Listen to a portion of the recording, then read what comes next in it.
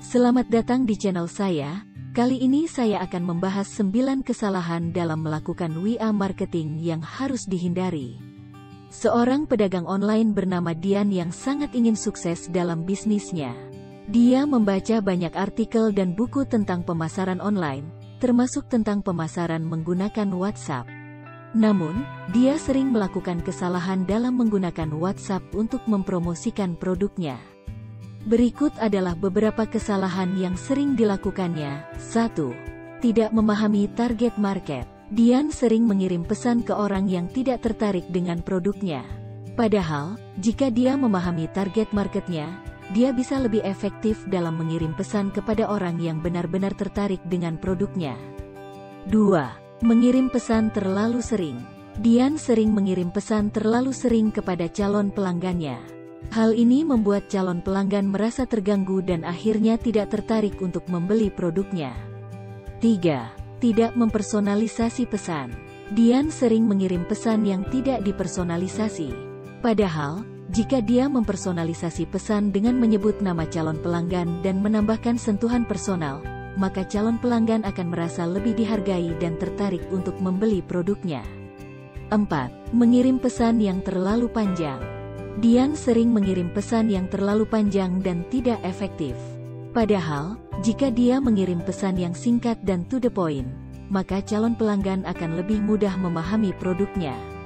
5. Tidak menyediakan informasi kontak yang jelas.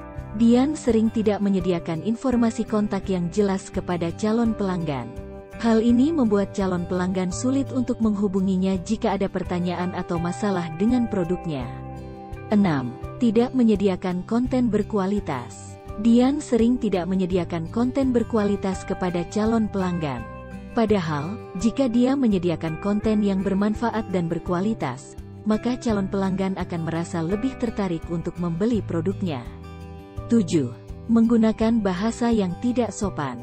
Dian sering menggunakan bahasa yang tidak sopan dalam mengirim pesan kepada calon pelanggan. Hal ini membuat calon pelanggan tidak nyaman dan tidak tertarik untuk membeli produknya. 8. Tidak menyediakan bukti atau testimoni. Dian sering tidak menyediakan bukti atau testimonial kepada calon pelanggan. Padahal, jika dia menyediakan bukti atau testimonial dari pelanggan yang sudah membeli produknya, maka calon pelanggan akan merasa lebih yakin dan tertarik untuk membeli produknya. 9. Tidak memiliki follow-up yang baik. Dian sering tidak memiliki follow-up yang baik dengan calon pelanggan. Padahal, jika dia memiliki follow-up yang baik dengan calon pelanggan, maka peluang untuk menjual produknya akan meningkat.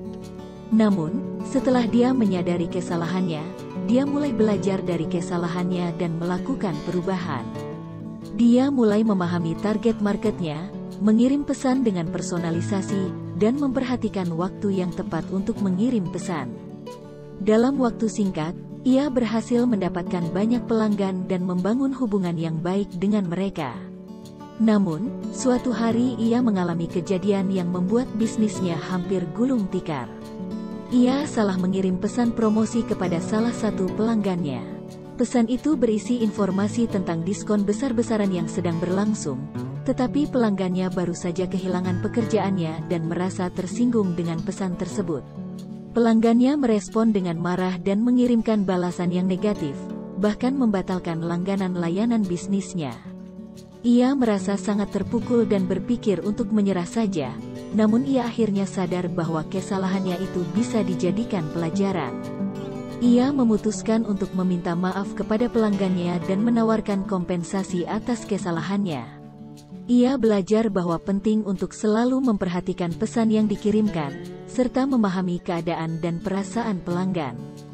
Dari pengalaman itu, ia juga menyadari bahwa kesalahan yang dilakukan dalam WA marketing bisa sangat berdampak pada bisnisnya.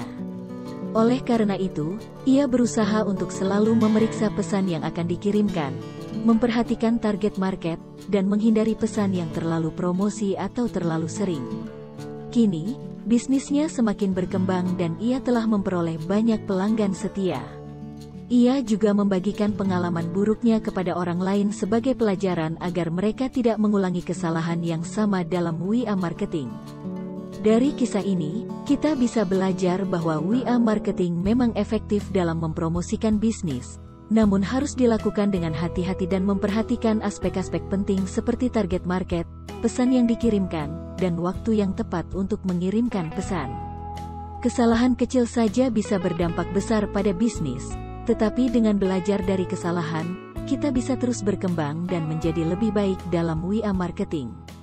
Terima kasih sudah menyaksikan video ini sampai selesai.